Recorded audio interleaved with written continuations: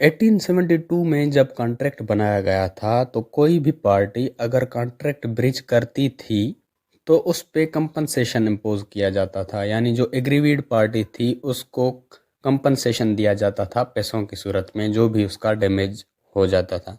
इस वक्त कोर्ट ने देखा कि बहुत सारे ऐसे केसेस हैं जहां पर सिर्फ कंपनसेशन लेना सफिशेंट रेमेडी नहीं है, काफ़ी रेमेडी नहीं है, वहां पर जस्टिस जो है वो पूरा नहीं होता। तो कोर्ट ने सोचा कि यहाँ पर स्पेसिफिक परफॉर्मेंस होना भी लाजमी है, यानी उस बंदे को स्पेसिफिक परफॉर्मेंस यानी अपना जो उसने कॉन्ट्रैक्ट किया है उसको वो पूरा करना है, उससे कंपनसेशन नहीं लिया जा सकता। तो इस वजह से जो है स्पेसिफिक रिलीफ एक्ट बनाया गया। मैं आपको कहता हूँ कि मेरे पास एक मशहूर पेंटर की पेंटिंग है जो कि इस दुनिया से चला गया है, वो मैं पेंटिंग आपको सेल करूँगा 1 लाख रुपए में। आप कहते हैं ठीक ठीक है, नहीं किसी बंदे को रेंट पे घर दिया है और वो आपको किराया देता है, लेकिन आप उसको इलीगल तरीके से यानी उसको गालियां दे के, या गालियां नहीं सिर्फ उसको निकाल देते हो, यानी इलीगल तरीका हुआ ये, उसको डिस्पोजेस करते हो, तो वो बंदा कोर्ट में जाके सेक्शन 9 के तहत कोर्ट में ये कहेगा कि इस प्रॉपर्टी पे मेरी पोजीशन थी और मुझे इलीगल तरीके से मेरी कंसेंट के बिना निकाला गया है, तो कोर्ट क्या करेगी, कोर्ट उसको ये पोजीशन वापस दे देगी। अब यहाँ तो ये बंदा लीगली तरीके से पोजेस्ड था, यानी आपको किराया भी देता था और लीगल यहाँ रह रहा था। लेकिन अगर कोई भी बंदा इलीगल तरीके से रह रहा है लेकिन वहां उसकी पोजीशन है, मिसाल को भी बंदा इस सेक्शन के तहत जाता है और कहता है सिर्फ उसको ये साबित करना होगा कि मेरी यहाँ पोजीशन थी और मुझको, बंदा किसी भी स्पेसिफिक इमूवेबल प्रॉपर्टी से इंटाइटल्ड है यानी उस प्रॉपर्टी का मालिक है, तो वो उस प्रॉपर्टी को सीपीसी में बताए गए तरीके के मुताबिक रिकवर कर सकता है। सेक्शन 8 ये कहता है कि बेस पे इमूवेबल प्रॉपर्टी की पोजीशन को रिकवर करने के लिए जो सूट फाइल की जाती है उसके साइलेंट फीचर्स। अगला है टाइटल डिस्प्यूट। द प्लेंटिफ जो सूट होगी वो इमूवेबल प्रॉपर्टी की ओनरशिप के अराउंड रिजॉल्व करेगी। तो यहाँ पर प्लेंटिफ इस चीज की दावा करेगा कि इस प्रॉपर्टी पर इसका वैलिड टाइटल है और जो डिफेंडेंट है वो भी इस चीज का दावा कर सकता है, यानी प्लेंट। दूसरा फीचर है ओनरशिप डॉक्यूमेंट्स। प्लेंटिफ को अपनी ओनरशिप प्रूव करने के लिए लीगल डॉक्यूमेंट्स प्रोवाइड करने होंगे जिससे सपोर्ट करते हों। और थर्ड में कहता है फिजिकल पोजीशन। एंटी पर प्लेंटिफ की फिजिकल पोजीशन थी तो उसको वो भी शो करनी होगी, क्योंकि पिक्चर है सफर्ड हार्म। प्लेंटिफ को यहाँ पर यह भी शो करना होगा कि इस प्रॉपर्टी पर इसका पर्सनल इंटरेस्ट था और डिफेंडेंट के एक्शन से इसको नुकसान हुआ है। यानी फिफ्थ है कोर्ट जुरिस्डिक्शन। द सूट मुख्तलिफ ममालिक की जुरिस्डिक्शन का प्रोसीजर मुख्तलिफ हो सकता है, यानी उसकी रिक्वायरमेंट्स जो है मूवेबल प्रॉपर्टी है, यानी आपकी मोबाइल है और वो किसी और के कब्जे में है, तो वो आप सेक्शन 10 के तहत सीपीसी में दिए गए तरीके के मुताबिक रिकवर कर सकते हैं। अब इस एक्सप्लेनेशन नंबर 1 में कहता है कि अगर कोई भी बंदा ट्रस्टी है और उस प्रॉपर्टी में उसका बेनिफिशियल इंटरेस्ट है तो वो भी इस सेक्शन के तहत अपनी मूवेबल प्रॉपर्टी रिकवर कर सकता है। अब इसका किसी भी ऐसे शख्स की जिम्मेवारी जो उस चीज का मालिक नहीं है और उसकी ये जिम्मेवारी है कि वो ये पोजीशन उसको दे जो इसका इमीडिएट पोजीशन का एंटाइटल्ड है। मिसाल के तौर पर मैंने आपको मोबाइल दी, अब आप उस मोबाइल के ओनर नहीं हो, लेकिन आपकी यहाँ लायबिलिटी है कि जो इसका ओनर है, यानी मैं उसका ओनर हूँ, इमीडिएट पोजीशन का मैं ओनर हूँ, तो आप मुझे ये प्रॉपर्टी मूवेबल प्रॉपर्टी रिकवर कर दें। अब जहां पर किसी बंदे के पास मूवेबल प्रॉपर्टी की पोजीशन हो और वो उसका एजेंट या ट्रस्टी हो तो उसको भी कंपेल किया जा सकता है। अब हम पहले वाला मिसाल पढ़ते हैं। जैसे मैंने आपको बताया कि ए ने बी को 1 साल के लिए टैक्सी दी थी, अब बी यहाँ ट्रस्टी था। अब 1 साल गुजर गया, बी उसको टैक्सी वापस नहीं कर रहा, तो ए उसको इस सेक्शन नीचे दिए गए कॉन्ट्रैक्ट इन्फोर्स हो सकते हैं। पहले में कहता है ट्रस्टी, अगर ट्रस्टी और बेनिफिशियरी के बीच में कॉन्ट्रैक्ट हुआ है तो वो जो है स्पेसिफिकली इन्फोर्स किया जा सकता है। और दूसरे में कहता है can't ascertain the actual damage, जहां पर दोनों पार्टीज के बीच में कोई ऐसा कॉन्ट्रैक्ट है जिसमें अगर वो कॉन्ट्रैक्ट परफॉर्म नहीं किया जाए तो उसके नतीजे में जो लॉस होगा उसको असर्टेन नहीं किया जा सकता। तीसरे में कहता है कि दिक्कत फुलफिल नहीं कर रहा और कह रहा है कि मैं इसके बदले आपको पैसे दे रहा हूं, तो वो पैसे भी उस बंदे के लिए एडिक्वेट रिलीफ ना हो तो वो भी कॉन्ट्रैक्ट स्पेसिफिकली इन्फोर्स हो सकता है। और चौथे में कहता है person has no money for the compensation, और जहां पर दो पार्टीज के बीच में कॉन्ट्रैक्ट हुआ है और अगर दूसरी पार्टी कॉन्ट्रैक्ट फुलफिल नहीं कर रही लेकिन वो पैसे भी नहीं दे सकती। यानी एक्सप्लेनेशन में ये कहा गया है कि अगर कि इन दोनों के बीच में जो कॉन्ट्रैक्ट हुआ था मूवेबल प्रॉपर्टी का हुआ था या इमूवेबल प्रॉपर्टी का। अगर इमूवेबल प्रॉपर्टी का हुआ था तो कोर्ट कहेगी। अब सेक्शन 13 में कहा गया कि half portion of subject matter ceases to exist, जहां पर किसी भी सब्जेक्ट मैटर पे जो कॉन्ट्रैक्ट हुआ था उसका आधा पोर्शन अगर खत्म हो गया और आधा अभी भी है तो वो इस टाइप का कॉन्ट्रैक्ट इन्फोर्स हो सकता है। जैसे सेक्शन 14 कहता है कि जहां पर पार्ट अनपरफॉर्म्ड इज स्मॉल, जहां पर जो कॉन्ट्रैक्ट का पार्ट अनपरफॉर्म्ड है, जो परफॉर्म नहीं हो सकता, वो वेरी स्मॉल है, तो इस टाइप का कॉन्ट्रैक्ट भी इन्फोर्स हो सकता है और दोनों पार्टीज जो है इन्फोर्स कर सकती हैं। खरीद 15 कहता है कि जो पार्ट परफॉर्म नहीं हो सकता वो लार्ज है। जैसे 16 इसमें कहता है ऐसा कॉन्ट्रैक्ट जिसके दो पार्ट्स हैं, दोनों ही पार्ट्स एक दूसरे से आज़ाद हैं, जो पार्ट इन्फोर्स हो सकता है उसको इन्फोर्स किया जाएगा और जो नहीं हो सकता उसको वॉइड या नल डिक्लेयर कर दिया जाएगा। बाद है सेक्शन 17, इसमें कोर्ट कभी भी किसी भी टाइप के पार्ट परफॉर्मेंस वाले कॉन्ट्रैक्ट्स को इन्फोर्स नहीं कर सकती सिवाय ऊपर वाले कॉन्ट्रैक्ट्स के। जो हमने ऊपर पढ़े यही इन्फोर्स हो सकते हैं। अगर कोई और इस कॉन्ट्रैक्ट है जो पार्ट परफॉर्मेंस है वो कॉन्ट्रैक्ट इन्फोर्स नहीं हो सकता। जैसे मैंने परचेजर के कौन से राइट्स हैं सेलर के खिलाफ जब सेलर के पास इम्परफेक्ट टाइटल हो। सबसे पहला राइट उसके पास है सब्सिक्वेंट टाइटल अगर किसी सेलर के पास है और जब उसको परफेक्ट टाइटल मिल जाता है तब परचेजर उसको कॉन्ट्रैक्ट फुलफिल करने के लिए कंपेल कर सकता है। दूसरे में ये कहता है ज्वाइंट ऑनरशिप, यानी जहां पर टाइटल को वैलिडेट करने के लिए किसी तीसरे बंदे की सिग्नेचर्स की जरूरत हो या कॉन्करेंस की जरूरत हो तो तीसरे बंदे को चाहिए कि वो सेलर की रिक्वेस्ट पे आए और अपने सिग्नेचर्स दे। और यहाँ परचेजर के पास ये राइट है कि वो सेलर को कंपेल कर सकता है। कहता है कि compel to obtain the convenience from mortgage, यानी जहां पर सेलर की प्रॉपर्टी गिरवी रखी हुई है तो परचेजर सेलर को कंपेल कर सकता है कि ये अपनी प्रॉपर्टी मॉर्गेज से आज़ाद करवाओ और मेरे नाम ट्रांसफ़र कर दो। और चौथा राइट ये है कि अगर परचेजर और सेलर के बीच में कॉन्ट्रैक्ट हुआ और सेलर ने कहा कि मेरा यहाँ परफेक्ट टाइटल है, लेकिन बाद में परचेजर को पता चलता है कि इसका परफेक्ट टाइटल नहीं इम्परफेक्ट टाइटल है, इसीलिए परचेजर क्या करता है, परचेजर कहता है कि मैं ये प्रॉपर्टी नहीं खरीदूंगा। अब जो इंटेलिजेंट वकला होते हैं वो क्या करते हैं, किसी भी कॉन्ट्रैक्ट की जब स्पेसिफिक परफॉर्मेंस मांगते हैं तो उसके साथ साथ ये सेक्शन 19 भी डाल देते हैं कंपनसेशन के लिए। यानी ये कहते हैं कि हमें इस कॉन्ट्रैक्ट की स्पेसिफिक परफॉर्मेंस चाहिए, यानी ये कॉन्ट्रैक्ट परफॉर्म होना चाहिए। लेकिन अगर किसी भी रीजन की वजह से वो कॉन्ट्रैक्ट परफॉर्म नहीं होता तो उसके अलावा हमें कंपनसेशन चाहिए। तो मिसाल के तौर पर एक contract to sell 100 months of rice to be. अब ए ने कॉन्ट्रैक्ट किया बी के साथ कि ए बी को 100 मन चावल जो है सेल करेगा, लेकिन आगे चल के ए ने कॉन्ट्रैक्ट ब्रीच किया और बी को उसने 100 मन नहीं दिए तो बी उस पे केस करेगा स्पेसिफिक परफॉर्मेंस का और साथ ही साथ कंपनसेशन भी मांगेगा सेक्शन 19 के तहत। तो कोर्ट कहेगी कि अब इसके पास वो चावल तो नहीं है और इजिली अवेलेबल भी है मार्केट में, आप कहीं और से भी ले सकते हो, तो कोर्ट ए पे जो है कंपनसेशन इम्पोज कर देगी जो उसने कॉन्ट्रैक्ट ब्रीच किया और वो कंपनसेशन बी को देगी। यानी यहाँ पर स्पेसिफिक परफॉर्मेंस सेक्शन का ये मतलब है कि अगर दो पार्टीज के बीच में कॉन्ट्रैक्ट हुआ है और उन्होंने पहले से ही कंपनसेशन फिक्स कर दिया है कॉन्ट्रैक्ट ब्रीच होने की सूरत में, फिर भी स्पेसिफिक परफॉर्मेंस ग्रांट हो सकती है। मिसाल के तौर पर आपको किसी बंदे ने कहा कि मैं आपको ये जो हाउस है ये सेल कर रहा हूँ और उनके बीच में कॉन्ट्रैक्ट, अगर मैंने ये आपको हाउस सेल नहीं किया तो इसके बदले में आपको 1 लाख रुपए कंपनसेशन दूंगा, यानी पहले से ही उन्होंने फिक्स कर दिया। लेकिन कॉन्ट्रैक्ट होने के बाद वो कह रहा है कि मैं आपको ये कंपनसेशन 1 लाख रुपए दे रहा हूँ लेकिन मैं आपको ये घर नहीं दूंगा जैसे हमने कॉन्ट्रैक्ट में कहा था, फिर भी आप उससे स्पेसिफिक परफॉर्मेंस ले सकते हो इस सेक्शन के तहत। वीडियो को लाजमी शेयर करें अपने लॉ के स्टूडेंट्स के साथ और कमेंट लाजमी करें, कुछ भी लिख दें, अपने सिटी का नाम लिख दें, कहां से आप ये देख रहे हैं वीडियो।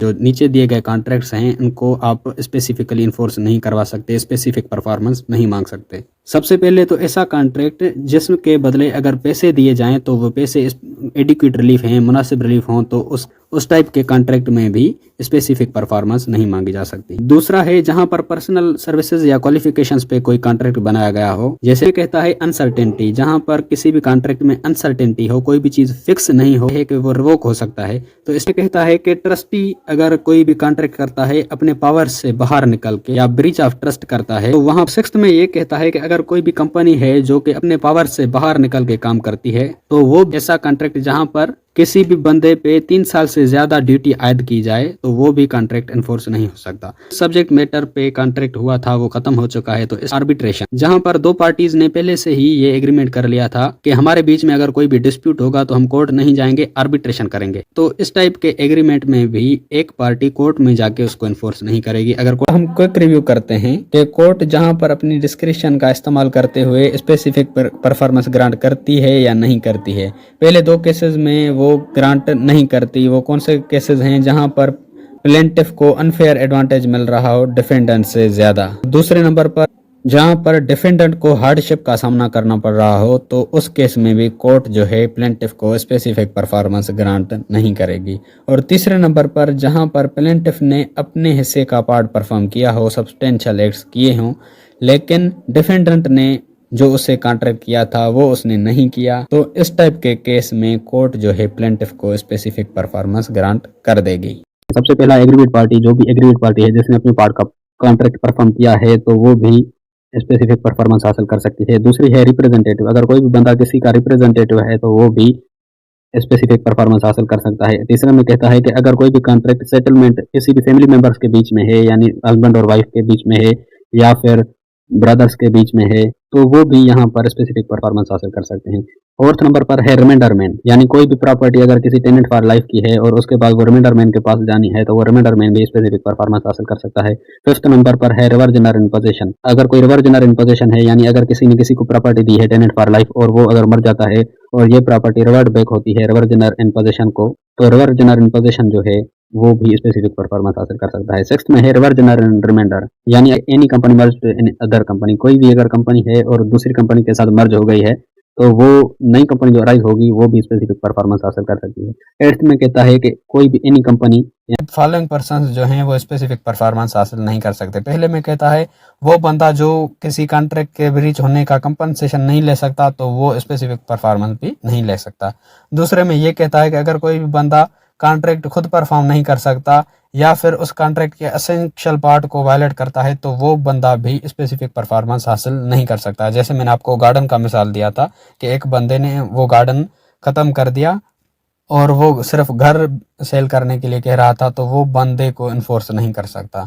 और तीसरे में कहता है हु ऑलरेडी टेकन रेमेडी, यानी अगर किसी बंदे ने ऑलरेडी उस कॉन्ट्रैक्ट के ब्रीच होने के लिए पैसे ले चुका है, कंपनसेशन ले चुका है, तो वो भी स्पेसिफिक परफॉर्मेंस हासिल नहीं कर सकता। और फोर्थ में ये कहता है कि अगर कोई भी बंदा जानता हो कि इस प्रॉपर्टी की सेटलमेंट हो चुकी है और वो फिर भी उस प्रॉपर्टी को खरीदने का कॉन्ट्रैक्ट करता है तो वो भी स्पेसिफिक परफॉर्मेंस हासिल नहीं कर सकता। ए में कहता है कि ऐसा शख्स जिसका उस प्रॉपर्टी में कोई टाइटल ही नहीं है और वो उस प्रॉपर्टी को किराए पे देने के लिए या सेल करने का कॉन्ट्रैक्ट करता है तो वो शख्स भी स्पेसिफिक परफॉर्मेंस हासिल नहीं कर सकता या फिर उस सेलर के फेवर में स्पेसिफिक परफॉर्मेंस नहीं दी जाएगी। मिसाल के तौर पर ए ने बी को एक प्रॉपर्टी सेल करने का कॉन्ट्रैक्ट किया और वो प्रॉपर्टी ए की नहीं है, सी की है और ए जानता है और सी की अथॉरिटी के बगैर वो प्रॉपर्टी सेल करने का कॉन्ट्रैक्ट करता है बी के साथ। अब बाद में अगर बी मना कर देता है कि मैं ये प्रॉपर्टी नहीं खरीदूंगा तो ए यहाँ पर स्पेसिफिक परफॉर्मेंस हासिल नहीं कर सकता। इवन दो भले ही सी जो है जिसकी असल प्रॉपर्टी है वो इस चीज पे राजी हो जाए कंफर्म करने के लिए, यानी सारा टाइटल ट्रांसफर करने के लिए, फिर भी ए जो है बी को स्पेसिफिकली इन्फोर्स नहीं कर सकता। तो ये जो फॉलोइंग कॉन्ट्रैक्ट्स हैं ये वेरिएशन से ही इन्फोर्स होंगे, वेरिएशन के बगैर इन्फोर्स नहीं होंगे। अब पहले में कहता है कि अगर कोई भी ऐसा कॉन्ट्रैक्ट जो फ्रॉड या मिस्टेक से बनाया गया हो और डिफेंडेंट का इंटेंशन वहां कोई और था लेकिन कॉन्ट्रैक्ट में कुछ और लिखा गया तो इस टाइप के कॉन्ट्रैक्ट को वेरिएशन के बगैर इन्फोर्स नहीं किया जाए। और दूसरे नंबर में कहता है कि रीजनेबल मिसअप्रहेंशन, यानी जहां पर डिफेंडेंट ने गलत फहमी में आके उस कॉन्ट्रैक्ट में इंटर हुआ और उस गलत फहमी का असर जो है प्लेंटिफ और डिफेंडेंट दोनों पे हो रहा हो। ये कहता है कि मिसरिप्रेजेंटेशन बाय प्लेंटिफ, जहां पर प्लेंटिफ ने मिसरिप्रेजेंटेशन की हो और उस मिसरिप्रेजेंटेशन पे डिफेंडेंट ने यकीन किया हो। और फोर्थ में कहता है certain legal results are not available as thought, जहां पर दोनों पार्टीज ने ये सोचा था कि हम एक सर्टेन लीगल रिजल्ट्स यहाँ पर जो है क्रिएट करने का उनका मकसद था लेकिन वो मकसद वो पूरा ना कर। फिफ्थ और लास्ट जहां पर पार्टीज ने एक कॉन्ट्रैक्ट किया और बाद में उसी कॉन्ट्रैक्ट को चेंज करने का कॉन्ट्रैक्ट किया, तो इस टाइप के कॉन्ट्रैक्ट में भी जो कॉन्ट्रैक्ट चेंज हुआ है वही इन्फोर्स हो सकता है, पहले वाला कॉन्ट्रैक्ट इन्फोर्स नहीं होगा। जैसे में जो नीचे दिए गए पर्सन हैं इनके खिलाफ रिलीफ हासिल किया जा सकता है। पहले में है अक्यूज्ड पार्टी, कोई भी अगर अक्यूज्ड पार्टी है तो उसके खिलाफ रिलीफ हासिल किया जा सकता है। सेकंड में कहता है हु हैज सब्सिक्वेंट टाइटल, कोई भी ऐसा बंदा जिसको बाद में जो है सब्सिक्वेंट टाइटल मिला है, बाद में टाइटल मिला है, उसको भी इन्फोर्स किया जा सकता है। जैसे मिसाल के तौर पर आपने किसी कंपनी के एक पार्टनर के साथ कॉन्ट्रैक्ट किया, वो पार्टनर मर गया, तो उसका जो टाइटल है सब्सिक्वेंट टाइटल वो दूसरे पार्टनर के पास जाएगा, तो आप उसके दूसरे पार्टनर को एनफोर्स कर सकते हो। और तीसरे में है रिमाइंडर मैन, यानी अगर टेनेंट फॉर लाइफ ने आपसे कॉन्ट्रैक्ट किया था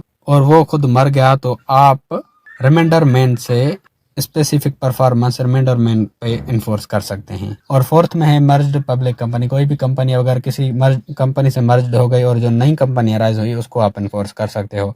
और फिफ्थ नंबर पर है कंपनी आफ्टर इनकॉर्पोरेशन, यानी कोई भी कंपनी जिसके प्रोमोटर्स ने कंपनी बनने से पहले कॉन्ट्रैक्ट किया था, अब कंपनी बन गई, तो उस कंपनी को आप स्पेसिफिक परफॉर्मेंस के लिए इन्फोर्स कर सकते हो अगर उसने आपसे कॉन्ट्रैक्ट किया था। मिसाल के तौर पर lessor has performed his part so he can get specific performance, यानी जो लेसोर है जिसने अपने पार्ट का कॉन्ट्रैक्ट परफॉर्म किया है, यानी उसकी ड्यूटी थी कि वो किराए पे जगह दे, यानी पोजीशन डिलीवर करे, उसने लेसी को पोजीशन डिलीवर कर दी। अब जो लेसी है वो उसको किराया नहीं दे रहा, जो ये लेसोर है जो किराए पे देने वाला है ये उसको स्पेसिफिक परफॉर्मेंस के लिए इन्फोर्स कर सकता है, क्लेम कर सकता है। और इन दोनों के बीच में जो कॉन्ट्रैक्ट हुआ था भले ही वो रजिस्टर नहीं हुआ हो, फिर भी लेसोर लेसी को इन्फोर्स कर सकता है, पर लेसी ने अपने पार्ट का कॉन्ट्रैक्ट परफॉर्म किया। मिसाल के तौर पर लेसोर और लेसी के बीच में एक कॉन्ट्रैक्ट हुआ, उसने कहा कि मैं आपको ये घर दूंगा,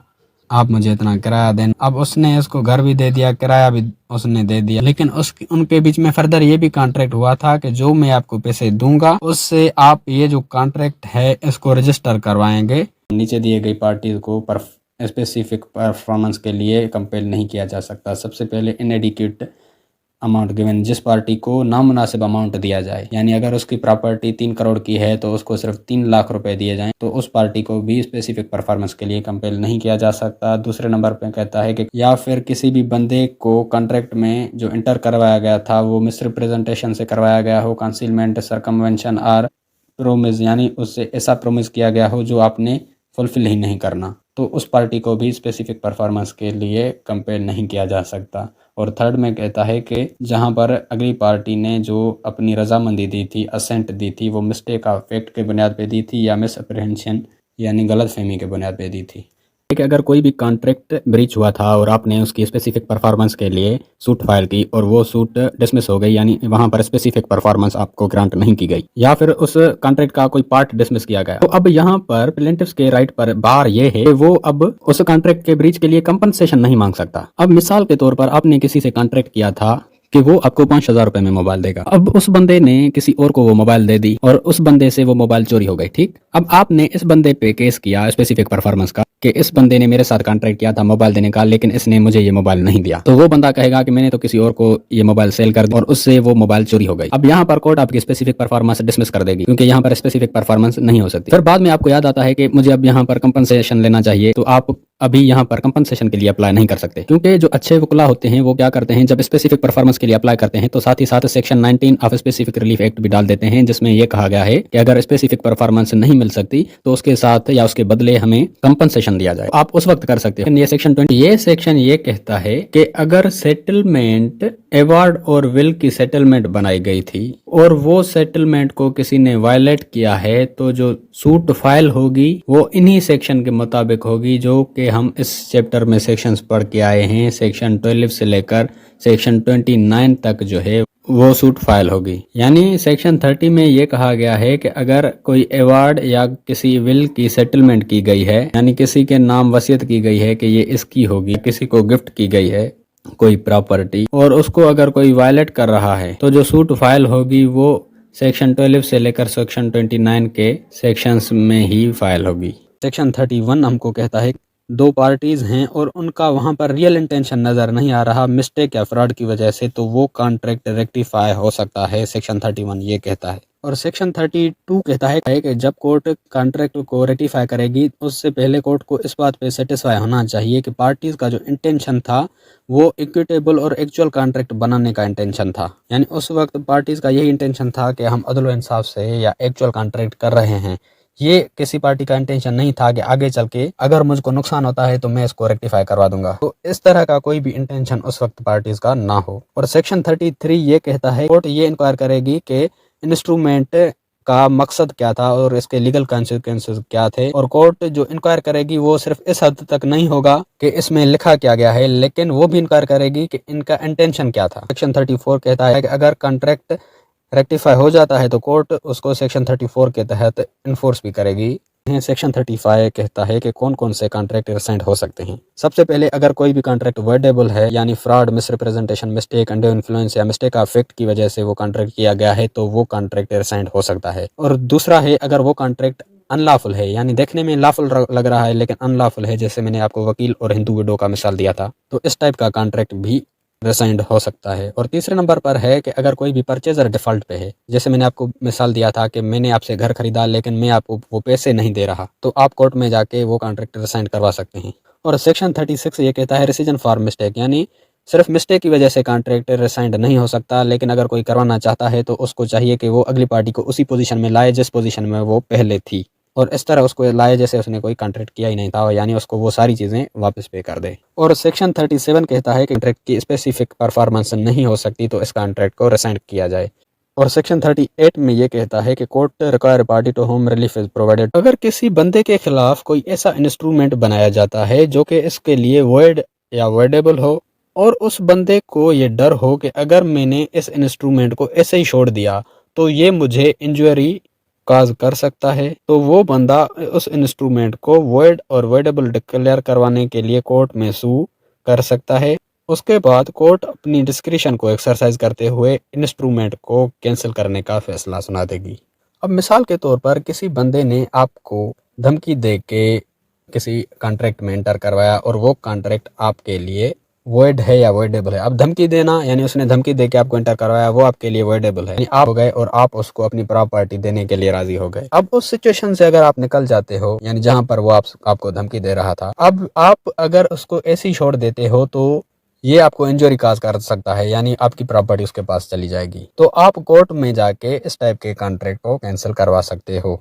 अब कैंसिल सेक्शन 42 कहता है कि अगर कोई भी बंदा उसके पास कोई प्रॉपर्टी है और वो उस प्रॉपर्टी का एंटाइटल्ड है और कोई और बंदा उसके राइट को डिनाई कर रहा है और वो प्रॉपर्टी अपनी बता रहा है, तो जिसकी प्रॉपर्टी है वो बंदा डिक्लेरेशन हासिल कर सकता है सेक्शन 42 के तहत। और बार टू सच डिक्लेरेशन में कहा गया है कि अगर उस बंदे के लिए सिर्फ डिक्लेरेशन ही काफी है तो डिक्लेरेटरी डिग्री यानी सेक्शन 42 के तहत कोर्ट डिक्लेरेशन दे देगी। लेकिन सिर्फ अगर डिक्लेरेशन काफी नहीं है, उसको फर्दर रिलीफ की भी जरूरत है, तो वहां पर कोर्ट सिर्फ डिक्लेरेशन नहीं देगी। यानी मिसाल के तौर पर अगर आपकी प्रॉपर्टी है और कोई उस प्रॉपर्टी को अपनी बता रहा है तो आप उसके खिलाफ डिक्लेरेशन ले सकते हो, कोर्ट आपको डिक्लेरेशन दे देगी कि ये आपकी प्रॉपर्टी है। लेकिन अगर आपकी प्रॉपर्टी है और कोई बंदा उस पर कब्जा कर बैठा है और वो अपनी प्रॉपर्टी बता रहा है तो यहाँ पर सिर्फ कोर्ट डिक्लेरेशन नहीं देगी। बार तो सच डिक्लेरेशन में यही बताया गया है, यहाँ पर अगर सिर्फ डिक्लेरेशन देगी तो ये आपके रिलीफ के लिए काफी नहीं है, फिर भी उस बंदे का आपकी प्रॉपर्टी पे कब्जा होगा। तो यहाँ पर आप डिक्लेरेशन के साथ साथ परमानेंट इंजंक्शन के लिए भी सूट फाइल कर सकते हो, यानी उसी सूट। टेम्पररी इंजंक्शन कब और कैसे ग्रांट की जाती है, तो रूल 1 में कहा गया है कि अगर किसी की प्रॉपर्टी को डर है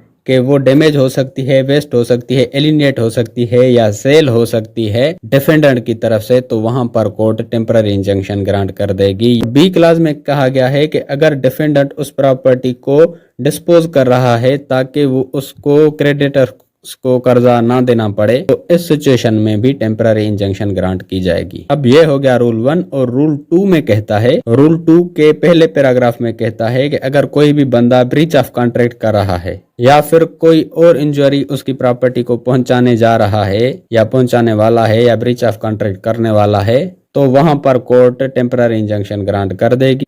और दूसरे पैराग्राफ में कह रहा है कि अगर कोर्ट को लगेगा तो उस बंदे से सिक्योरिटी भी लेगी ताकि वो बंदा ब्रीच ऑफ कॉन्ट्रैक्ट ना करे, उसको डर हो कि मेरी सिक्योरिटी उनके पास है। और थर्ड केसेस में परपेचुअल इंजंक्शन ग्रांट की जा सकती है जहां पर डिफेंडेंट ट्रस्टी हो, यानी अगर कोई भी डिफेंडेंट किसी भी प्रॉपर्टी का ट्रस्टी है और वो ट्रस्टी कोई इम्प्रूडेंट सेल कर रहा है या ट्रस्ट को ब्रीच कर रहा है, तो इस टाइप की सिचुएशन में कोर्ट प्लेंटिफ को परपेचुअल इंजंक्शन ग्रांट कर देगी। दूसरे में कहता है कि जहां पर एक्चुअल डैमेज असरटेन ना किया जा सके, यानी डिफेंडेंट कोई एक्ट करने वाला है और उस एक्ट से जो प्लेंटिफ को नुकसान होगा उसको असरटेन नहीं किया जा सकता कि उसको कितना नुकसान होगा। और थर्ड में कहता है कि जहां पर money is not adequate relief, कि अगर प्लेंटिफ को पैसे भी दिए जाएं तो वो पैसे भी उसके लिए एडिक्वेट रिलीफ ना हो। जैसे मैंने आपको पेंटिंग का मिसाल दिया, अगर आपके पास किसी मशहूर पेंटर की पेंटिंग है और वो पेंटर मर चुका है और अगर मैं आपकी ये पेंटिंग डिस्ट्रॉय करने वाला हूं तो आप यहाँ मेरे खिलाफ परपेचुअल इंजंक्शन ले सकते हो। अगर आपको इस पेंटिंग के बदले पैसों में कंपनसेशन भी दिया जाए तो वो आपके लिए एडिक्वेट रिलीफ ना होगा। इस टाइप के ए अपना घर बना रहा है बी के घर के सामने। अब ए इस तरह अपना घर बना रहा है और इतना ऊंचा वो उसके घर के सामने अपना घर बना रहा है कि बी के घर में लाइट भी नहीं आ रही और एयर भी नहीं आ रही, जो कि बी का राइट है अंडर लिमिटेशन एक्ट 1908। तो बी कोर्ट में जाके ए के खिलाफ इंजंक्शन हासिल कर सकता है कि इसे रोको कि फर्दर ये बिल्डिंग ऊपर ना करे, क्योंकि मेरे घर में एयर और लाइट नहीं आ रही जो कि मेरा राइट है। कोर्ट उसको परपेचुअल इंजंक्शन ग्रांट कर देगी, यानी ए को रोकेगी कि आप फर्दर इस बिल्डिंग को ऊंचा ना करो क्योंकि उसका राइट वायलेट हो रहा है, उसके पास एयर और लाइट नहीं जा रही। और ए को इस बात पे भी इन्फोर्स करेगी कि आपने जितनी ऊंची की है बिल्डिंग, इतनी ऊंचाई तक बी के पास एयर और लाइट नहीं आ रही तो ऊपर वाला फ्लोर आप खत्म कर दो। तो इस बात पे भी एक को कोर्ट इन्फोर्स करेगी, यानी एक तो इंजंक्शन ग्रांट करेगी कि आप फर्दर ऊपर ना जाओ और दूसरा कहेगी जो आपने फ्लोर बनाया है इस फ्लोर की वजह से बी के पास हवा और लाइट नहीं आ रही तो ये फ्लोर भी आप खत्म कर दो। यानी नीचे वाले केसेस में इंजंक्शन ग्रांट नहीं की जाएगी। ए में कहता है कि जुडिशियल प्रोसीडिंग्स को नहीं रोका जा सकता।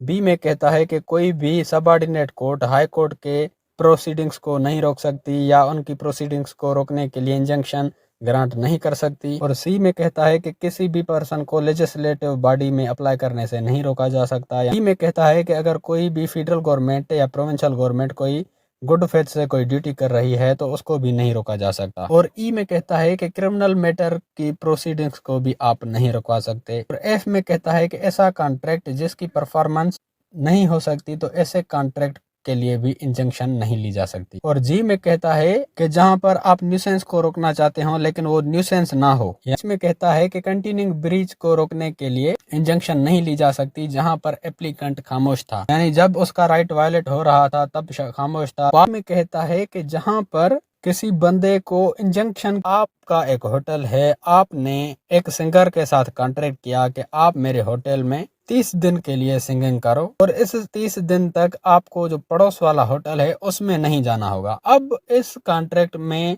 दो पार्ट्स हैं, एक अफर्मेटिव एग्रीमेंट है और एक नेगेटिव एग्रीमेंट है। अफर्मेटिव एग्रीमेंट कौन सा है, यानी उस सिंगर को आपके होटल में सिंगिंग करनी है। और नेगेटिव एग्रीमेंट कौन सा है, यानी उस सिंगर को दूसरे होटल में सिंगिंग नहीं करनी 30 दिन तक। सिंगर आपके होटल में 10 दिन आता है और 10 दिन के बाद वो नहीं आता तो आप उसको इन्फोर्स नहीं कर सकते, उसके लिए इंजंक्शन कोर्ट से ग्रांट नहीं करवा सकते क्योंकि ये उसकी पर्सनल सर्विस है। अब यहाँ पर अफर्मेटिव एग्रीमेंट के लिए तो इंजंक्शन नहीं ली जा सकती, लेकिन नेगेटिव एग्रीमेंट के लिए इंजंक्शन ली जा सकती है। यानी जो आपने उसके साथ नेगेटिव एग्रीमेंट किया था कि आपको इस 30 दिन में पड़ोस वाले होटल में सिंगिंग नहीं करनी, और अगर वो बंदा आप, तो ये था हमारा आज का टॉपिक। उम्मीद है कि आपका कॉन्सेप्ट क्लियर हो गया होगा। अगर आपके लॉ स्टूडेंट्स का एक ग्रुप है उस ग्रुप में ये वीडियो लाजमी शेयर करें, ये पर्सनल रिक्वेस्ट है आपसे। अगर आपको लॉ के रिगार्डिंग किसी भी टॉपिक की वीडियो चाहिए तो वो टॉपिक लिख के साथ में LSP लिख के सर्च करेंगे तो आपको सबसे पहले मेरी वीडियोस मिल जाएंगी जिससे आप अपना इजीली कॉन्सेप्ट क्लियर कर सकते हैं। या फिर अगर आप मेरे चैनल की प्लेलिस्ट में जाते हैं तो वहाँ पर आपको हर सब्जेक्ट की अलग से प्लेलिस्ट मिल जाएगी जहाँ पर उस सब्जेक्ट के सारे वीडियोज़ मिल जाएंगे आपको।